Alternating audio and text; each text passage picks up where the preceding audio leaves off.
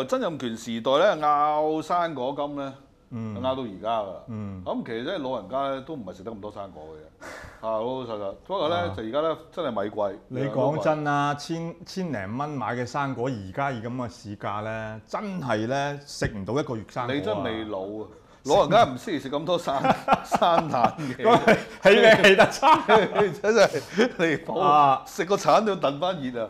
個問題喺呢度嚟嗱，政府昔日即係發放呢個生果金咧，只不過係對一啲叫做長者，佢以前即係對社會有個貢獻啊。咁但係佢就嗰個年代可能就冇乜點納稅㗎，係咪先？咁就有啲係納稅，有啲冇納稅。但無論如何都咧，都係希望對呢班嘅長者表達一種心意咧，就係政府佢哋一個回歸。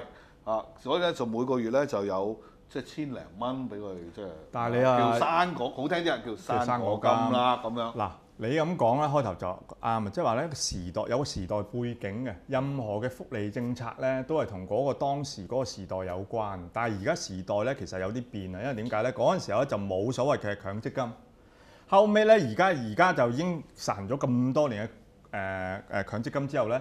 其實咧，差唔多我哋呢一代人咧，到我哋退休嘅時候咧，都當然嗰個嘅累積咧，而家就因為金融海嘯啊，諸如此類，就令到佢真係打散晒啦。即係如果唔係嘅話咧 ，suppose 咧，我哋應該就唔需要再有生果金嘅，因為唔啱，你嘅講法唔啱。點解唔應該有咧？都話政府對我哋嘅回饋一種少少嚇，係啊，即係一個即係心意啊，聊表心意咯。咁65歲到69歲要入息審查啊嘛，30歲唔使啦，係咪？唔係，但係呢個聊表心意咧，我都係想講咧。開心嘅，到我65歲有錢攞。千零蚊，即係都維持咗好耐日子啦。即係講真，去到今時今日咧，呢千零蚊嘅聊表心意咧，真係實在太細啦。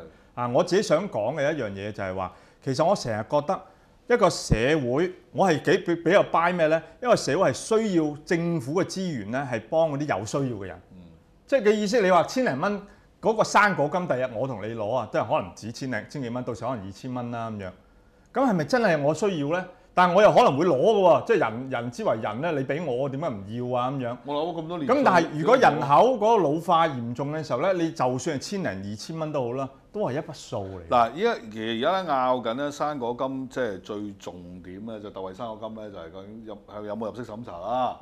咁政府就覺得需要嘅一個簡單嘅入息審查，點解咧？因為喂嗰個基數越嚟越大㗎，你唔好講少喎，係而家講緊成數喎，你嚇咁但係咧啲議員咧就唔理得咁多啊，語言就好短視嘅啫，語言就為咗而家目前我要為到呢班嘅長者咧爭取福利咁所以咧點解要入息審查？唔需要咁樣。嗱，我覺得係話分兩頭，我覺得今次咧都唔知點解政府同議員咧講緊完全唔同嘅嘢。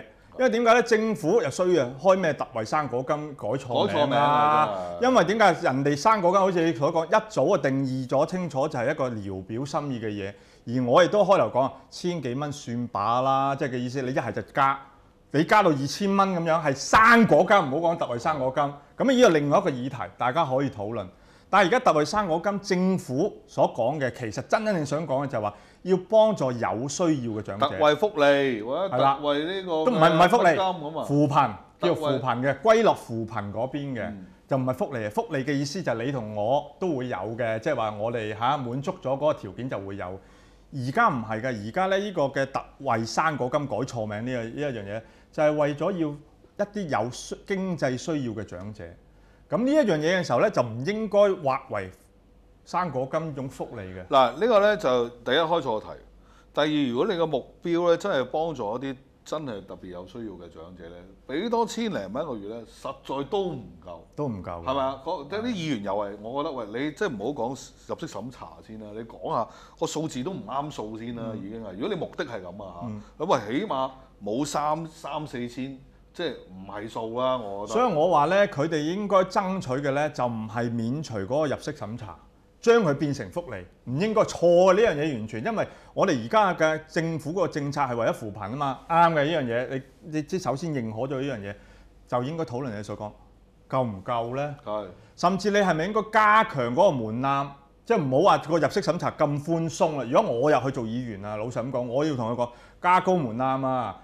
因為啲錢一定要俾到有實質需要嘅，同埋你即係我覺得呢個嘅長者福利咧，亦都咁講，應該一早政府要立咗個叫可加可減機制。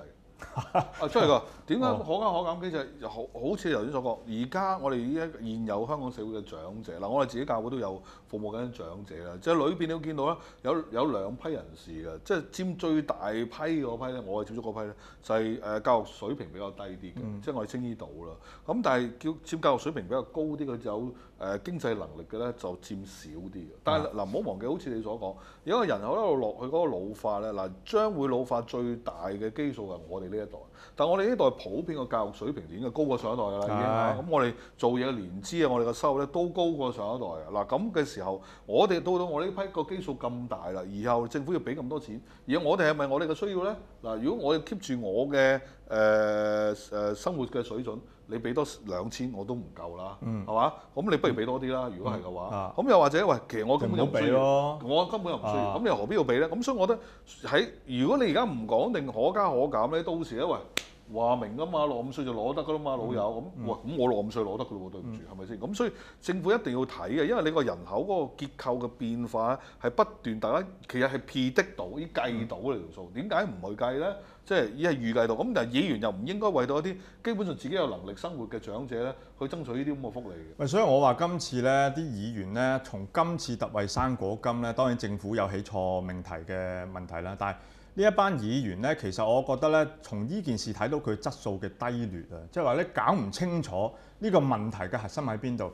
如果你搞清楚嘅時候，你唔係要免除個門檻，你係應該提高門檻。你傻㗎，佢唔使搞啊！而家目的係咁樣嘅，目的我成功爭取到長者生果金不需審批多咗1000蚊，咁咪呢啲就唔攞到票咯。真係唔係政治家啦，老實咁講，都唔係為香港即係個整體嘅利益。講真，你同我都講得出啦。你估香港市民真係傻咩？大部分香港市民好有良心嘅，大部分香港市民係好理智嘅。你同我講，你話你第日派2000蚊每個月俾我，我真係唔要你啊！我唔需要，我真係唔要你，因為點解？作為一個公民社會，我哋講緊公民。今次咧，黃之鋒佢哋成班搞呢個國民教育咧，最成功之處係咩咧？提升咗我哋公民意識。呢個係下一步應該要做。公民社會係咩？講公德，唔係淨係講私利。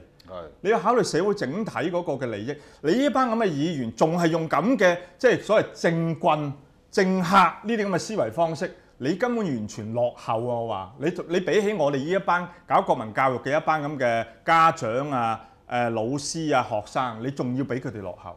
你哋真係fading out喎，已經咁好啊！fading out， 即係你從呢個咁嘅特惠生果金，佢哋嗰個立場，佢哋嗰個議事嗰個能力，老實咁講，我真係覺得你渣到冇。